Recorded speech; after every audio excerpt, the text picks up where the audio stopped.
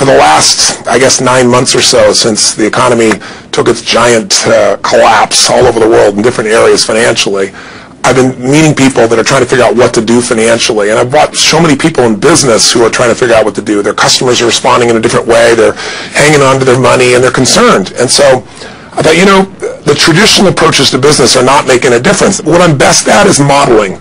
I've always, when I wanted to figure something out, I go to people that are the best in that area and figure out what they're doing and teach myself how to do that, and then teach others to do the same once I've proven it's worked with myself. I said, I want to find the best of the best, and I've been really fortunate over the last, as I say, probably 7, 8, 9 months to have spent some time interviewing and getting to know and becoming good friends with many of the top people in the internet marketing. I mean, people that they're not the likely people you normally look at. I look at them as the new money masters. They're guys that, they didn't have the traditional education, and ladies that didn't, but they found a way to add value. So whether you're looking for an opportunity to figure out how to have a second income stream, or you have some form of business you're considering being in, or you're in and you want to learn some tools, I thought I'm going to create some great products for this, but I thought I'd just send you out first a neat little interview that I did with them. These guys called me up and said, can we come by? I'd love to chat with you. I said, well, we're going to chat. Let's put it on film. So we just knocked around, and what they wanted to ask me was, look, we spent enough time with you. We know you know how to get people to take action. I said, well, come on over and let me kind of get inside your heads a little bit. Let me see why you follow through. Why do so many people say they're going to do something and then never follow through? And a few people do something inside their head and heart that gets them to follow through. So I just thought you might enjoy this conversation we've had. It's with Frank Kern and John Reese, two of the best in this industry. I think you'll find it interesting. Maybe you'll be triggered a little bit to think about what will get you to follow through too. So this is my little gift to you. I hope you enjoy. We got the dial. Frank. Tony, what's up? Good thing, man. How about you? I'm good. Listen, we've got a serious issue that I think is affecting our market, and we need your help. We actually don't know if we can solve this problem, but we think that you can. So we want to barge in today. We're kind of riding around anyway. I know you're shooting and stuff, but if you got a couple minutes so we can pop by, that sure would be helpful. Okay, well, I'm honored if you help me. Come on over. We're 14. Okay. See you, man. Bye. The 14, John. Bye-bye. Yep. See ya. So why are we in a hotel anyways? They use this place a lot to shoot stuff because it's got a really nice background. Oh, so really nice outdoor stuff. Filming different guests and interviews and TV commercials? Hey man, how's it going? Come on in. All right, thank you. Hey, Tony. What's up? How you doing, man? What's all this? Doing a little leadership filming, man. That's awesome. Good to see you. All right, thanks for having us, man. Yeah, good. Well, come on in. I'm curious to what this major problem is that you haven't seen me right away about. This sounds like a setup to me, man. It's a setup, yeah. I told John it was an intervention about his glue sniffing problem. Come over and sit on my lap. Yeah, exactly. So we were doing some talking, and the big problem in our industry, we think, is a bit of a mystery. No one has the exact answer. We were actually talking about trying to figure it out, that so many people in our market get these courses that him and I both, for our own respective businesses, spend hours and hours of time recording these building these education products, these training products to show people how to grow a business or build a business. But there's this large segment of our customers in our market that we're in that really don't get results. They don't do anything, or they're just, for whatever reason, it's not for them. It's just, we were just talking about how great it would be if there were just, so many more success stories, right? Like if everyone who actually bought stuff, not necessarily just our stuff, but all of the stuff within our community, if the people who bought it, if everyone who bought it just actually used it, and just followed the directions and followed through, how amazing that would be, like what we would accomplish as a community as a whole if that happened. So our challenge is, what needs to happen, what kind of shifts need to happen to get people to follow through, to get people to actually use the products? You're talking about the same mystery that people have of, why does somebody, get that fat, or they're out of control and they hate themselves, but then they go have another piece of chocolate. Or, why does the person the doctor just told them they have cancer, lung cancer, and said, you've got to stop smoking, and some studies show 70% of people keep on smoking. So you're not talking about a minor issue here, right? It's part of life. But there is an answer, because there are people that do follow through, and there are people that never did before, and then they've never followed through in their life, and now finally they break through. And that's what I try to focus on, is what those people do. You know, in my case, in the business world, I look at people like you, people like Dan Kennedy. What do these guys do? Okay, I'm just going to do that to the best of my ability. And sure, you know, it's like, well, oh no, I can't write copy as well as Dan Kennedy. I don't have as much energy and drive as Tony Robbins. Well, but you didn't start, so what? You didn't start out as Frank Kern. You didn't start out who you are. You started out trying to make how much? Come on. $300. Yeah, a week. A week. $300. Right? Yeah. And you failed at that in the beginning, didn't you? I failed pretty miserably. Yes. But it was effortless to fail. I was so, it's just like natural. Yeah. But truthfully, you went from $300 to, I remember you said your first time you believed, if I remember, was when you made like $2,500 in like 4 or 5 days when I was on vacation. While you were on vacation. That was when the true internet marketing dream was realized. You know, because I sold a downloadable product and I wasn't even there. I didn't have to ship anything. I was like, oh my God, this is so great. You know, $2,500. And to me, that was just a gazillion. You know, because my win, I think, was like $400 or something. And when you told me that story before, and you just do it again, and you get so you big grin on your face, you get more excitement on your face than when you talk about doing 18. Than when you talked about doing the 18 million, which I know you're proud as hell of, and you didn't get all the money, but you made 18 million bucks for somebody in 24 hours, right? Yeah. But look at your face. It's like no one here is excited as $2,500 in 5 days, baby. The $2,500 is just as there's no difference. No, there's even more, because there was a moment when you recognized what was possible, but you didn't recognize it until you actually experienced it, but you only experienced it because you had to. Right. You had to keep going until you found it, just like you did. You had to keep going until you found it. It's like the validation that the fear doesn't have to matter anymore, that you don't, there is no other, that, you know, not having the plan B and knowing that you're going down the one path towards what you want. Yeah. It's the validation in your brain that, hey, this works. It may not work yet on the level I want it to, but it works. I've just proven it to myself. Right. And for that, I win. It's game over. I've already won. Yeah. Because I've proven it to myself. Right. So it validates everything in my mind that I want to do now, just at a higher level. Right. And doing more of it. That's it. Right. You just now leverage it. You now just stack it. So what do these people need to get started? Why aren't they starting? We all know the answer is fear. But the difference with you guys or me or anybody who's followed through is we're more afraid of what life would be like if we don't follow through than the person who's willing to settle for what they got and kind of hope it'll change and maybe purchase something for the moment and then not follow through with it.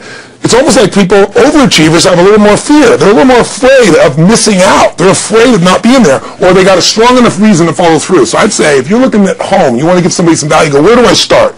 I'm sick of this. That's a damn good place. That's probably why they bought the product in the first place, but now they're not. From that for just a minute. What's that? They bought the product to escape from that state. Just for a moment. Yeah. So, because guess what? What makes people excited is progress. You don't have to be at the goal yet to feel alive again. You have to make progress. And the first step to progress is make a decision and buying the product. But then they don't do the second step, which is open the damn thing up. I think another powerful distinction that you're hitting on here is the fact that a lot of people that have breakthroughs in their lives, like including Frank and I both in different, success stories, situations, whatever you want to call them, is that, people typically hit rock bottom before that must is a reality. You're right. So, in thinking of that, because a lot of things as well, like we hear in marketing, like if you had a gun to your head right now and you had to make money in the next, 48 hours, what would you do? And that really resonates with people. But so I just wanted to bring this into the conversation because I think a big part of the market of all these people aren't people that have their backs completely against the wall yet. That's right. Okay, so they're not in a must situation yet. They're in a desire situation where they're okay in their lives. They do have big dreams and ambitions. They do want greater things.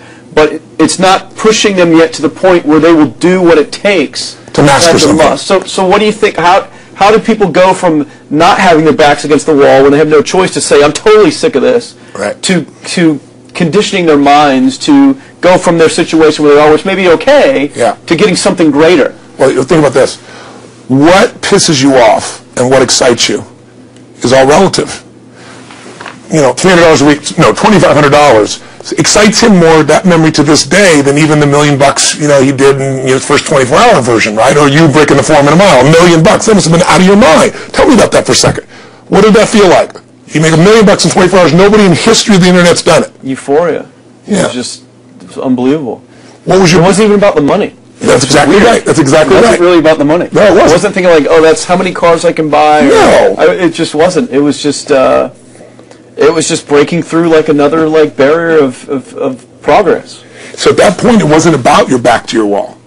At that point, what it was really about... It was a further point for my fear, is what it really was. Further point for your fear, and for some people, and I think in some cases, it's also a recognition of who I am and what I'm capable of. So for somebody whose life is already great, this is about, what if I could take on another skill that could create more freedom for my life? And just saying, I'm not going to go out and try and do it all perfectly right now. What I'm going to do for the next 8 weeks, I'm going to create a little ritual. I'm going to do one thing a day to condition my mind, right? So I get strong, so I follow through. I'm going to read something. I'm going to listen to something. I'm going to immerse myself. I'm going to go for an intense jog, or I'm going to go lift weights, but I'm going to do it consciously to get in a state where I'm going to follow through. That's number one, because people follow through when they're in state.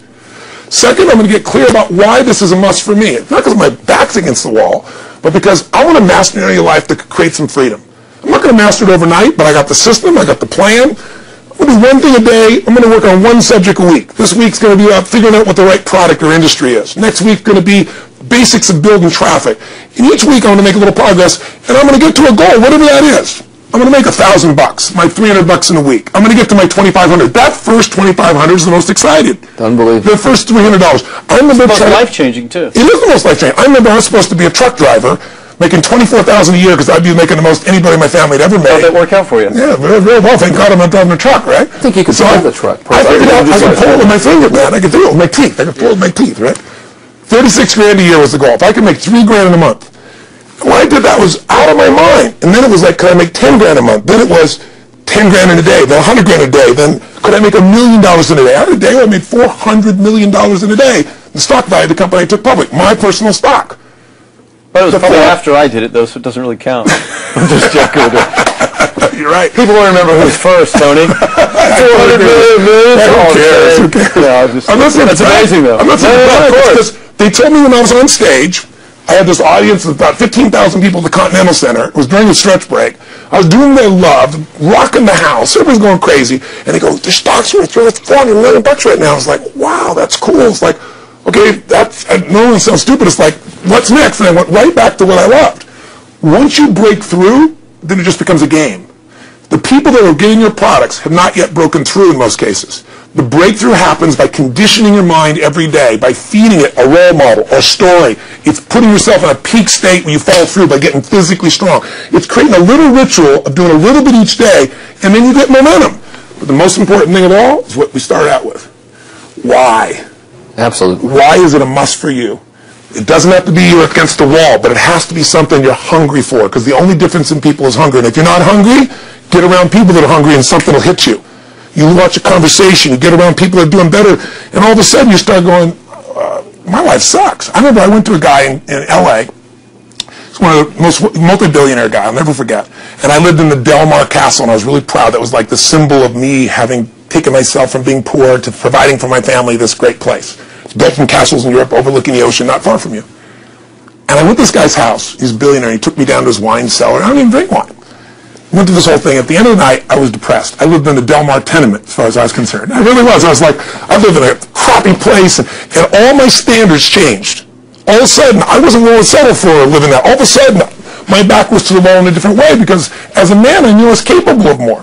So people can change their standard by getting around where it's better.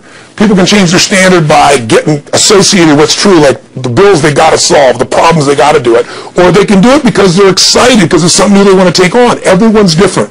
But they got to find the why, and they got to come up with some daily rituals to get them going, and just do a step at a time. That's where you get momentum. Awesome.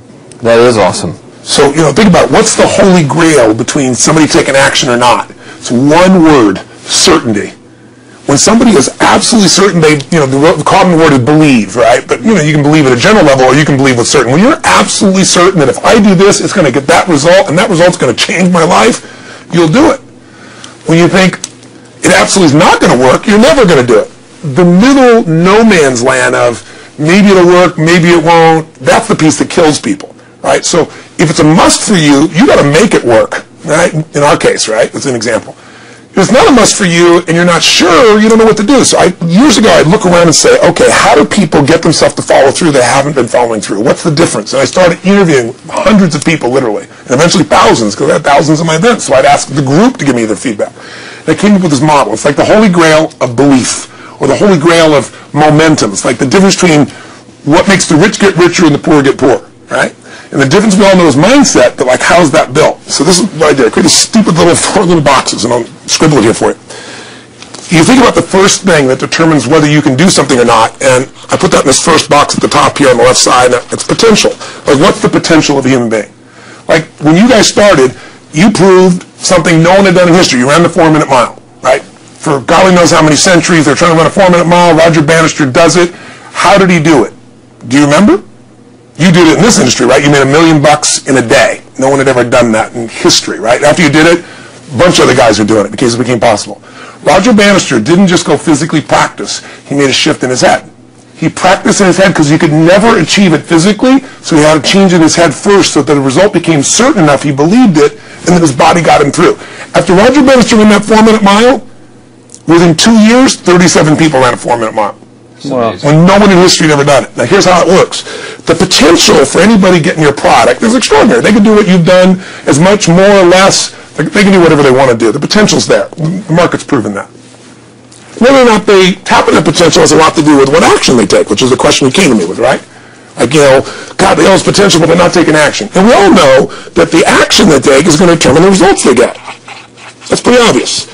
So most people have a belief about what their real potential is no matter what you tell them. And that affects how much action they take. And of course that affects the result, and then ironically, that result reinforces their belief. And then their belief affects it. So I'll give you an example. Let's say a person has unlimited potential, we all agree. But they take little action, little results. Why? Because they have to start with a problem with their belief. They don't believe it's really going to happen for me. Maybe for Frank Kearns because he's got the cool hair and stuff, or maybe it's for you because you're so driven, but it's not me. Maybe Tony Robbins because he's a freak, got these big teeth. Whatever their thought process is, right? They got this thing, right? But what happens is, if you believe that there's very little potential, how much action are you going to take? Nothing, little. And when you take little potential with a little action, what kind of results do you get? Lousy little results. And when you get little results, what does that do to your belief? You go, see, I told you this was a waste of time, told you this wouldn't work. And then what happens? You tap even less potential. You take even less action. You get even worse results, and your belief gets even weaker. And this sucker feeds on itself until you are in a downward spiral. It's poisonous. It's poisonous and it's self-fulfilling. Now, what if something could happen that could come along and fill you with a sense of absolute certainty? Not like I believe, but where you know. In you guys' case, mine as well, we knew because we had to. Because we burned the boats. There was no other option. We had to find a way. We weren't going to live that way. We all did it in different ways and for different reasons, but in essence, that was it. If you get yourself in a state of certainty that this is going to work, I'm going to find a way, and if this doesn't work, I will make the way, then you tap a lot more potential. And when you're certain in your potential, you take massive action. When you take massive action, you really believe in something, you get great results. When you get great results, your brain goes, see, I told you I was a stud. I told you this thing would work out. Now you're even stronger. You tap more potential, take greater action, greater results. That's how you went from $300 in a week to $2,500 in 5 days to $100,000 in a month to $1 million in a day. Same thing with you. And we get momentum. So the rich get richer and the poor get poorer. Now some people go out and they go, well, I'm going to take a bunch of action. All right, I'm going to open this product. I'm going to try it. And they'll say to you, I even did it. But it's like a salesman who goes and knocks on the door, and he knocks on 100 doors and says, you don't want one of these, do you? Yeah, exactly right. Yeah. And even if he doesn't say it verbally, his face says it because he doesn't believe it's going to work. So his voice, his body, the execution is so weak. Maybe if he talks to 100 people, somebody's going to buy out of pity. They don't want his kids to starve, right?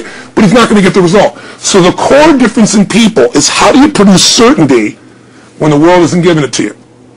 You go out and you try. In your case, you're $100,000 in debt and nothing's working. How do you keep yourself going? The way you did it, the way I did it, the way you're doing it, we may not have done it consciously, is we didn't change our potential. That was there. And it wasn't even taking more action. Taking more action where belief is not going to work, it's not going to change anything. We got results in our head that made us feel certain as if it had already happened. True or false for you? True. Right? So give me an example so people know I'm not just making this crap up. Well, I mean, just like when I had nothing, I already knew I was driving like Ferraris and Porsches and stuff because I always wanted those cars. I already knew I was going to have them. It was inevitable. Right. I inevitably, that was just my inevitable outcome. But how did you do that? Did you have a ritual? Did you think about it regularly? Was it one time you thought about it, or was it something you had an obsession towards? I had an obsession towards it. I mean, I used to work at a video store, which is the last job I ever had in my life. Thank God. And I used to go to work almost every day. and I used to bring 2 magazines with me to read on my breaks. Entrepreneur magazine, just to read about business and everything else, and read about what other people are doing, look for role models. And I used to carry an auto trader with me. And I used to look at Porsches that were for sale. Yeah. And people always used to ask me, what are you doing with that Auto Trader magazine? I'm like, well, I'm just picking out the Porsche that I'm going to buy. Right. Which probably got you a lot of crap. That's it. People made fun of me. I actually had a boss at that job tell me, you know, you really shouldn't do that to yourself, John, because it's very, very likely that that is never going to happen. That it's very likely that you're never going to have that car. Yeah. That's the kind of belief he was trying to put in my head. And I was like, no, you don't realize that it's inevitable that I will drive here sometime in the near future with that car when I'm not working for you and drop movies off for you to put back on the shelf. And that actually happened. And it was one of the most fulfilling days of my entire life. And the great thing was when I pulled up in this car, I was in my mid-20s, a car that most mid-20s... What kind of car was it? It was a Porsche 911 Turbo. It was a convertible and everything. It was a beautiful car. It was what I always dreamed of having. But, you know, for a few years I'd always circle the ads of which ones I was going to buy. Well, when I finally got it and I pulled up at the store, you know, I had all these people, some people that were still working at this $7 an hour job were there years after I left. And I'll never forget this, even the boss and stuff, and the reaction of the people was like, wow, that is awesome. Yeah. Is that your dad's car? And all I said to them was, not exactly. Good for you. And I just smiled and just left. But it was, you know, it's the weirdest thing, but I just knew it was going to happen. But you knew it because I conditioned myself you did it over and over again. Yeah. When I was in high school, I was not a popular kid, but I was passionate and intense, and I'll never forget, some people, some particular girls gave me some crap, and a guy too, and I wrote in their journals or their annual yearbook at the end, I wrote, someday, I said, you treated me like hell. Someday, I'll be rich and famous, and you'll be an effing truck driver. And you'll be sitting there, I'll be with this beautiful woman of my life, rich, and you'll be watching me on television thinking, you wish you would have treated me better. I actually wrote this shit in people's annuals because I went to a 10-year high school reunion when people showed me this stuff, right? But it's like, I burned the bridges, baby. I was like, this is how it's going to be. So I'll give you a perfect example of this. You know, they did studies, many have been done at this element, where they want to say, how much does the mind affect performance? So take basketball. And I've worked with a lot of NBA players and turned them around, and one of the problems many of them have is they'll choke on the free throw line. You know, well, everybody knows in that case, if you normally shoot really well and now you're not, something's interfering, something's getting in front of your state, some uncertainty, right? Obviously. So they take a group and say, we're going to make them better. How do you make somebody better who has got this mental block? So they take a group of guys and they're going to do free throws, and they do one group where they just practice for 6 weeks. Totally intense practice, and I forget the number of free throws, but they got to do this many free throws every day. Take a second group, and they have them not practice at all. Obvious. And they take a third group and they don't let them touch a basketball. All they do is have them practice in their mind, but the key is, it's not practice makes perfect, it's perfect practice makes perfect, as corny as that sounds. So these guys see themselves making the shot every single time, conditioning their mind and body that it's perfect every time. They're not interrupted by a reality that would screw with them. So at the end of 6 weeks, they tally it up, and now they give them a test to see who has the highest free throw percentage, success. What do you guess it's going to be? Well, the obvious person says, obviously, it's not the guys that didn't practice, but which one is it? The mind, or is it the ones that actually practice? I'm assuming the mind. Yeah, you would assume it because it's true. Right. You intuitively know the truth. That practicing's not enough. It's getting yourself so certain so many times that now when you go to do it, there's no hesitancy, and you execute.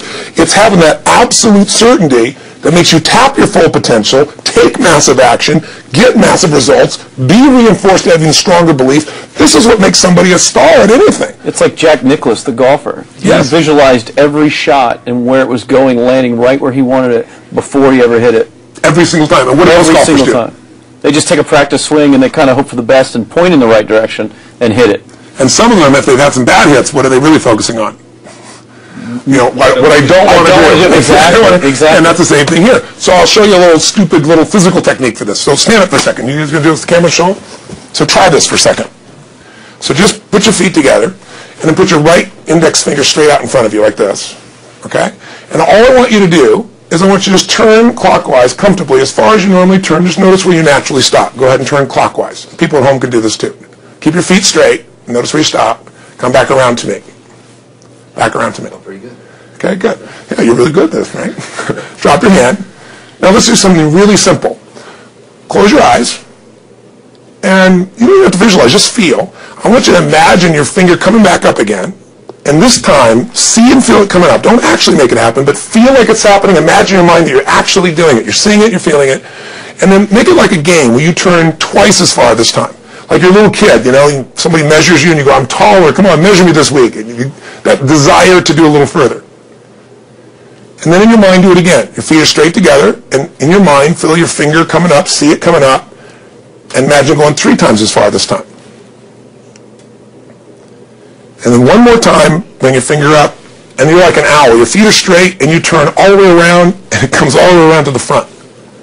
See it and feel it and enjoy it each time like it's a game, like you can't wait to go further. And you know you do, every time.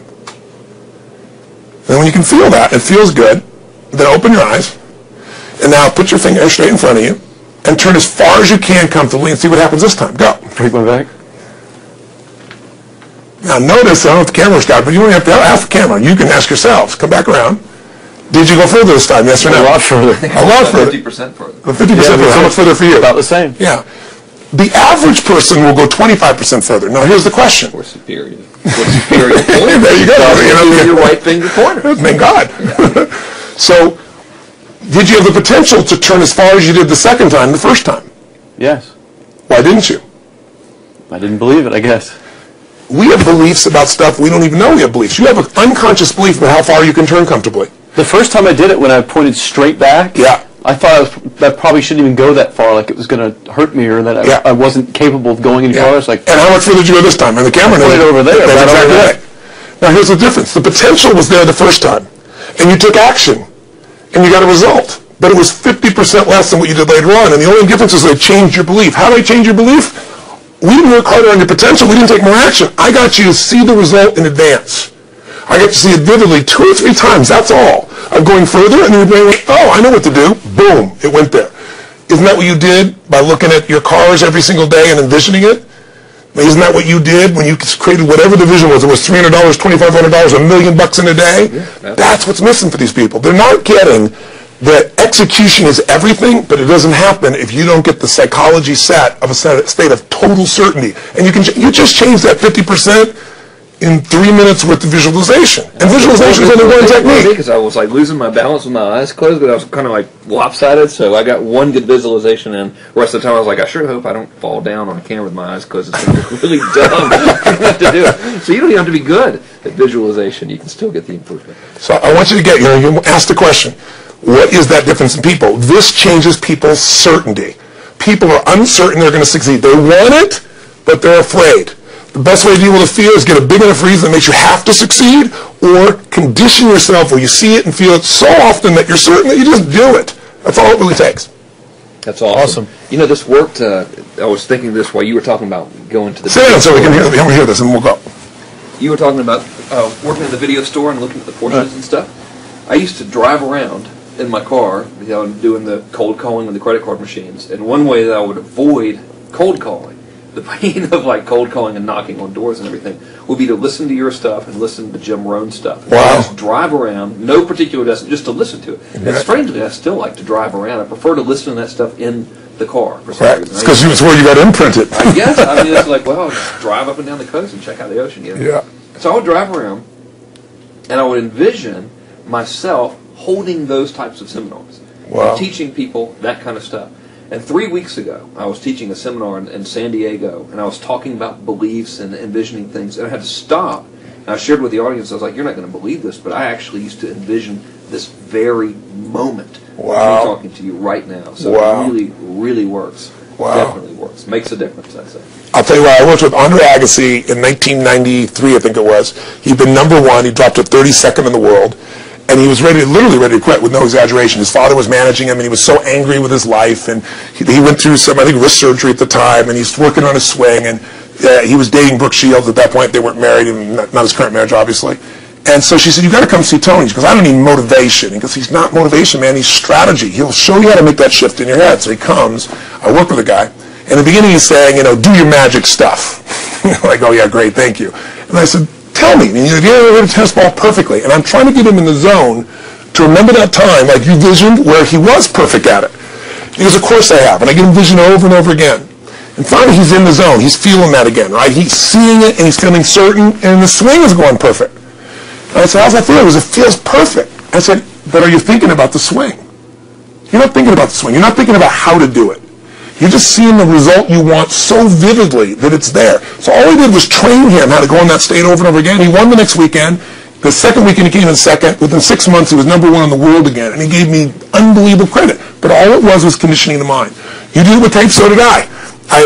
We were just talking about this earlier, Pam and I used to go when I was 17 years old down in downtown Los Angeles, this place called Night Education, K-N-I-G-H-T, like in the night. And I'd save up all my money, work as a janitor, and I'd get these tapes and listen to these things over and over and over again. I went there for years, and I didn't have enough money, and I leveraged everything I had, but I knew how to train my mind. It's the one thing I knew how to do. This man's name was Mario. I saw him in his 80s. And he obviously knows how my life turned out and was very proud of the role he played in that process. He used to tell people the story. This guy's the real thing. He didn't just start out this way. This is how Tony did it. He listened to these tapes. He conditioned himself, right? This is the real stuff. He passed away a few years ago. I'm calling his house, and he passed away, and his daughter was there, and she wanted to share with me that how I touched his life and so forth. But the best thing was, I thought, you know what? I want to get those tapes. I want to get that stuff that conditioned. You know, I want to go back to that moment like you did of, you know, that moment was visualizing, now I'm living it. And she said, he left all this in his will to you. So I have all these tapes now that are from the time when I originally went through, and like I'd go to sleep and I had these sleep tapes that conditioned my mind to believe that I could succeed even when I was sleeping, or to build energy in my body.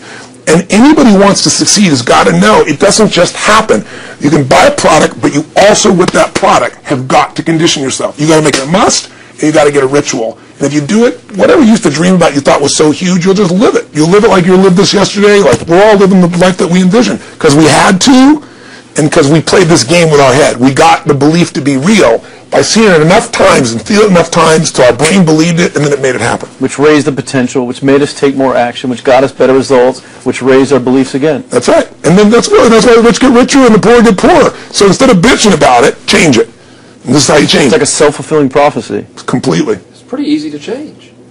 Just that one simple exercise was amazing. I'm still like, holy crap, you know, I wonder what else I can do now. But look what most people do. Most people do the opposite of that, right? They get the product, or they think about doing it, and what do they envision?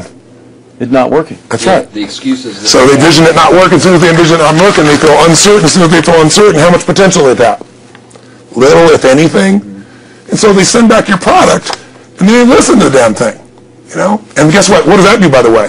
They make that as another lousy result in their life. I didn't even follow through on that, and they believe even less. This process is the Holy Grail.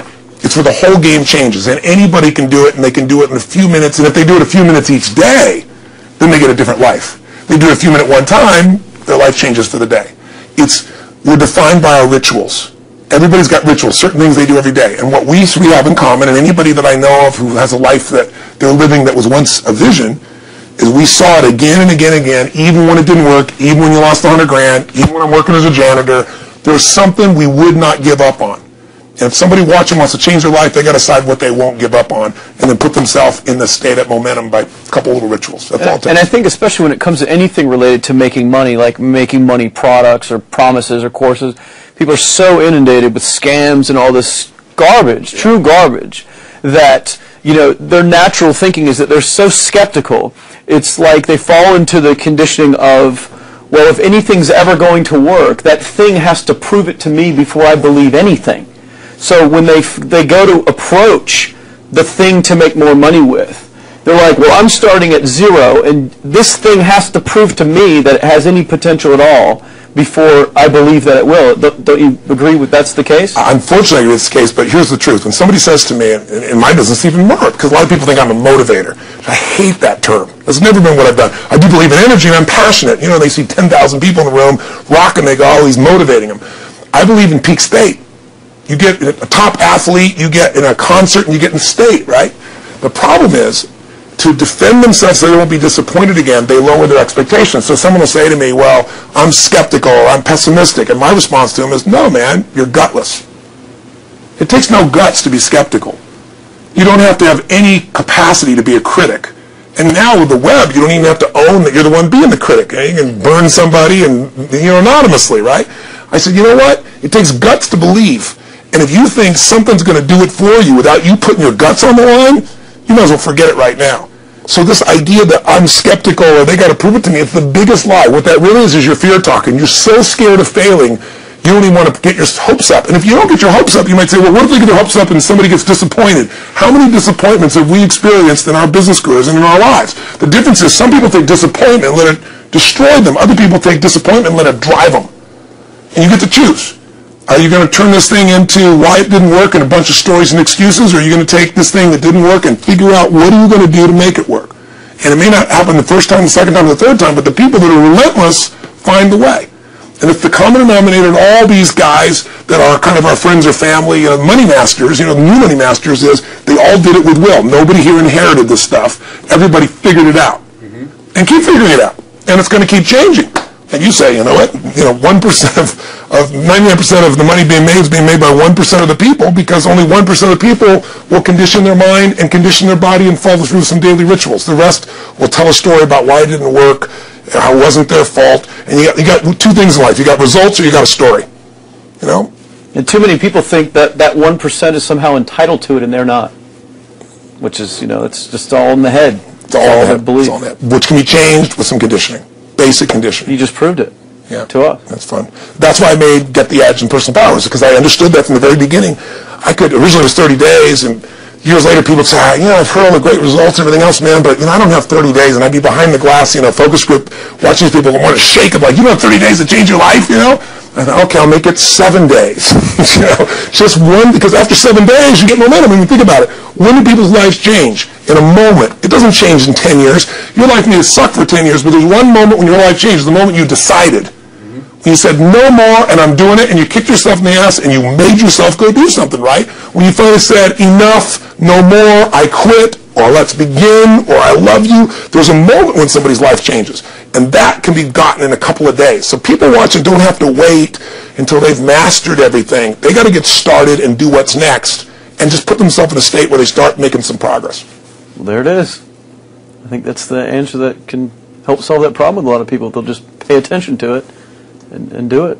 The bottom line is, all three of us and some of the people that we consider as family that are part of this process, we've all done well, and we don't need to do this stuff. We're able to do the stuff because underneath it all, people can see in your eyes, Frank, when you talk about $2,500 you made that day, and the joy, right? Or you talking about not willing to settle, and just, I don't care what they say, they tell me I'm going to sit here and I should lower my expectations. I'm going to be driving my car in here and they're going to be delivering a video to me. There's something inside of every human being that will make it click. That'll make it so that today is not like yesterday and tomorrow will be different forever. And that process is an emotional hook. And what I hope is people watching this stuff, maybe something in here will piss them off enough or remind them of something or say there is a plan and it isn't just luck. And if I just get my big enough why and I get a little system for conditioning myself, and if I start to feel overwhelmed, I just do one next step. And I keep learning and keep moving forward, I will get there. If we accomplish that out of this conversation, then this conversation was kick-ass and fun, not just for us, but it'll be something that we'll be really proud of a long time. Whether that happens or not really has nothing to do with us, but whether or not people